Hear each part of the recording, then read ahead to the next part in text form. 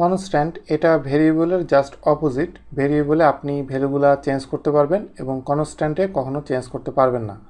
তো ভেরিয়েবল কীভাবে আপনি ডিফাইন করতে পারবেন এটার সব রকম ওয়ে দেখানো হয়েছে এবং কী কী টাইপের ভেরিয়েবল হতে পারে, অনেকক্ষণ ধরে এটা নিয়ে আমি কাজ করেছি। এখন আমি আপনাদেরকে দেখাবো যে কনস্ট্যান্ট নিয়ে আপনি কীভাবে কাজ করবেন। তো আমি এটার জন্য প্রথমে একটা ফাইল আমি ওপেন করছি, কনস্ট্যান্ট এবং ডকুমেন্ট টাইটেল কনস্ট্যান্ট।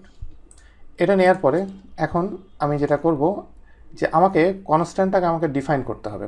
এটা হলো আমার প্রথম কাজ যে আমি কনস্ট্যান্টটাকে কীভাবে আমি ডিফাইন করব। তো কনস্ট্যান্ট ডিফাইন করতে গেলে এটা নর্মাল ভেরিয়েবলের মতো করে আপনি ডিফাইন করতে পারবেন না। যদি আমি হাইট ইকুয়াল 10 দেই, যেটা আমি নর্মাল ডলার দিয়ে আমি দিই, এইভাবে কনস্ট্যান্ট এভাবে ডিফাইন করে না। কনস্ট্যান্ট আপনাকে ডিফাইন করতে গেলে একটু অন্যভাবে ডিফাইন করতে হবে এবং সেটা ডিফাইন করার স্টাইলটা একটু অন্যরকম। এটা আপনাকে একটা ডিফাইন নামে একটা স্পেশাল ফাংশন আছে, ওই ফাংশনের মাধ্যমে এটাকে ডিফাইন করতে হবে। এই যে আমি ডিফাইন যে ফাংশনটা দেখতে পাচ্ছেন, এই ডিফাইনের ফাংশনের মধ্যে ভিতরে আপনাকে ইউজ করতে হবে। এটা হলো কন্ডিশন নাম্বার 1। কন্ডিশন নাম্বার 2, আপনি যে কনস্ট্যান্টের নেমটা দিবেন সেই নেমটা অবশ্যই সব বড় হাতের অক্ষর হবে। যেমন HAIGHT, হাইট যেটা এখানে সবগুলো এখানে বড় হাতের অক্ষরে হলো, দ্যাট মিনস ক্যাপিটাল লেটারে সব। এখন এটা দেওয়ার পরে নেক্সট আমাকে যেটা দিতে হবে, আমাকে এটার ভ্যালু কত দিতে চাই সেটা আমাকে দিতে হবে। এই যে আমি ডিফাইন করলাম, দ্যাট মিনস আমি এটার হাইটটা আমি এখান থেকে ডিফাইন করে ফেললাম। তো উপরের এটার দরকার নাই। এখন আমি এটাকে আমি যদি একো দিতে চাই, একো দেওয়ার সময়, এবং আরেকটা ব্যাপার যে আপনি যখন নর্মালি ইউজ করবেন, যদি আপনি একটা কনস্ট্যান্ট নিয়ে নেন ফার্স্টে ডিফাইনের ভিতরে, এই যে ডবল কোটেশন মার্কের ভিতরে আপনাকে এটা ইউজ করতে হবে। এবং যখন আপনি এটাকে একো দিবেন, একো দেওয়ার সময় আপনার ডবল কোটেশন মার্ক দেওয়ার দরকার নেই। এখন একদম যে এখানে যেভাবে দেখছেন এভাবে একদম সিম্পল স্ট্রেট ফরওয়ার্ড।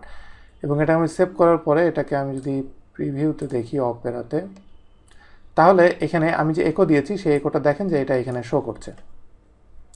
তো এখানে কনস্ট্যান্ট আপনি কীভাবে ডিফাইন করবেন সেটা আপনি দেখলেন, এবং কীভাবে এটাকে আপনি একো দিবেন সেটা দেখলেন। আপনি যখনই শুধুমাত্র কনস্ট্যান্ট ফার্স্ট টাইম ডিফাইন করার সময় স্ট্রিংয়ের জন্য এই ডবল কোটেশন মার্ক ছাড়া আপনার অন্য কোনো সময় এই ডবল কোটেশন মার্ক দিতে হবে না। এটা দিয়ে বোঝা যাবে যে এটা আসলে একটা কনস্ট্যান্ট। তো এখানে আমি যদি এখন নেক্সট টাইম আমি যদি চিন্তা করি যে আমি এই কনস্ট্যান্ট ভ্যালুটাকে আমি চেঞ্জ করতে চাই, তো সেটা আমি কীভাবে করব।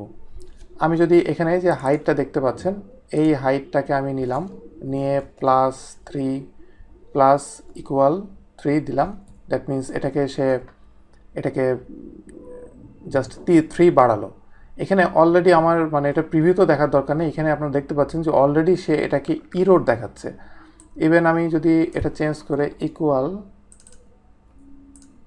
হাইট +3 দিই, তাও দেখেন যে এখানে ইরোর দেখাচ্ছে, যার কারণে এখানে রেড কালার দেখাচ্ছে, যার কারণে এটা ইরোর।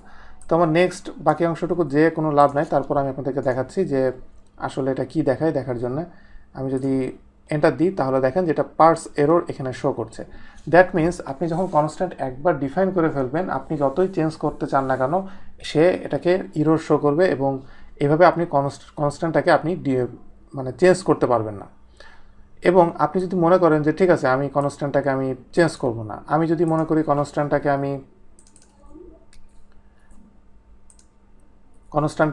আমি রিডিফাইন করব, তাহলে কি করব। এখানে আমি একটা কমেন্টস দিয়ে দিচ্ছি, ক্যান নট বি চেঞ্জড। এরপরে আমি আপনাদের বলছিলাম যে আমি রিডিফাইন যদি করতে চাই তাহলে আমি কি করব, এটা রিডিফাইন করা সম্ভব কি না। আমি যদি রিডিফাইন করতে চাই, আমি জাস্ট পুরোটা কপি করে ধরে আমি এখানে পেস্ট করলাম, এবং এখানে একটা আমি কমেন্ট লিখে দিচ্ছি, ক্যান বি রিডিফাইন্ড। এখন আমি এটার ভ্যালুটাকে আমি চেঞ্জ করে 15 করলাম, করে এখানে আমি একো দিলাম, আমি এটাকে সেভ করলাম। করার পরে আমি এটাকে যদি রিফ্রেশ দিই, তাহলে দেখেন যে সে এটাকে 10 দিল, যেটা 10 হলো ফার্স্ট টাইম সে এটাকে 10 দেখাচ্ছে, যেটা এখানে ফার্স্ট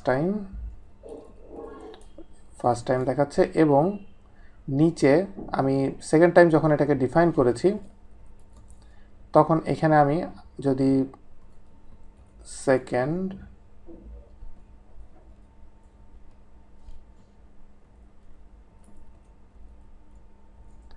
এটাকে আমি সেভ দিলাম, দেওয়ার পরে এখন আমি যদি রিফ্রেশ দিই তাহলে এখানে দেখবেন ফার্স্ট টাইম সে এটাকে 10 নিয়েছে, যেটাই এটার জন্য নিল। নেওয়ার পরে এখন সেকেন্ড টাইম, এটা হলো সেকেন্ড টাইম যখন আমি দিচ্ছি এখানে ইরোরটা কি দেখাচ্ছে দেখেন, কনস্ট্যান্ট হাইট অলরেডি ডিফাইন্ডেড।